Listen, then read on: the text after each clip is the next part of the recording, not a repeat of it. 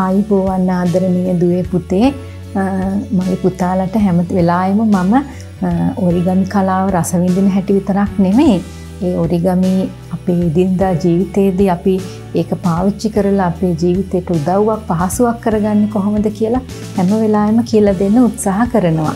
ඇත්තටම ඒ අපට ප්‍රායෝගිකව අපිට භාවිතා කරන්න පුළුවන් ප්‍රයෝජන ගන්න පුළුවන් විදිහේ නිර්මාණ කරන ඔරිගමි නිර්මාණ වලට කියනවා ජිත්සුයෝ ඔරිගමි කියලා.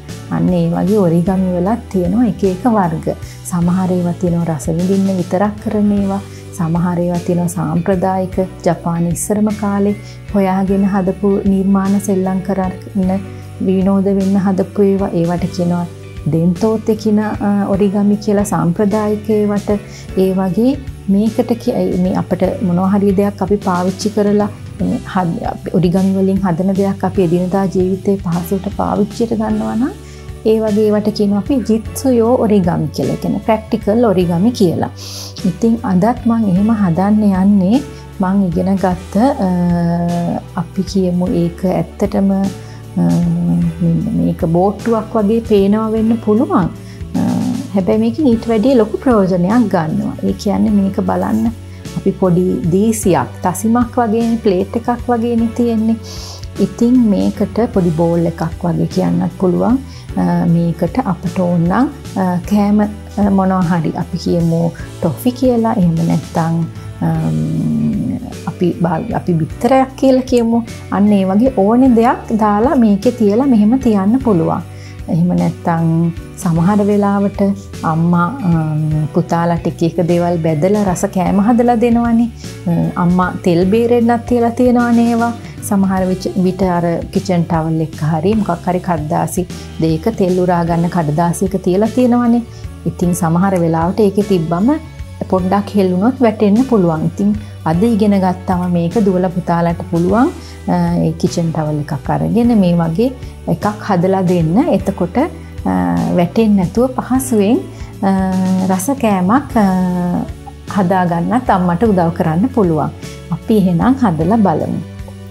අද මේ කොලේ අපිට එළියට මේ මෝස්තරයක් එන විදිහ ගන්න ඕනේ හින්දා අපි ඒක ඇතුල් පැත්තට එන විදිහයි නමන්නේ. පොඩ්ඩක් වෙනස්. ඉතින් අපි ඍජු කෝණාශ්‍රයක් එන විදිහට මේක නමා ගන්නවා. හැබැයි මෝස්තරේ ඇතුල් පැත්තට එන වෙන විදිහට. මෙහෙම දෙකට නමා ගන්නවා. ඊට පස්සේ මේ කොටසත් මෙහෙම මැදට නමා ගන්නවා.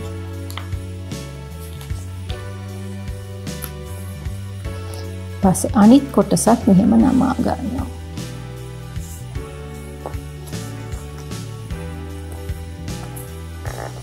මේ අතර තියාගෙන මේකේ මේ කොටස මෙන්න මෙහෙම නමා ගන්නවා. ඒ කියන්නේ මෙන්න මේ අපි ඉස්සෙල්ලා නමාගත්ත මේ මැදට නමාගත්ත එකේ මෙතන මේ කෙලවර මේ ධාරයට නමනවා.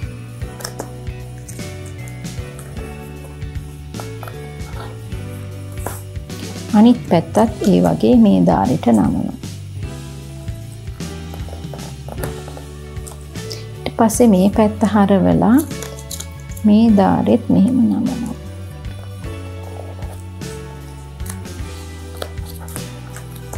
මේ ධාරෙත් මෙහෙම නමනවා. ඊට පස්සේ මේක මෙහෙම හිමීහිට දිග අරිනවා. මෙහෙම හිමීහිට දිග අරිනවා. මේ කොලේ අපි මෙහෙම දෙකට නමනවා. ඊට පස්සේ මෙන්න මේකේ දැන් මැද තියෙනවනේ අපි මේ කෙලවරවල් දෙක මෙහෙම නමා ගන්නවා.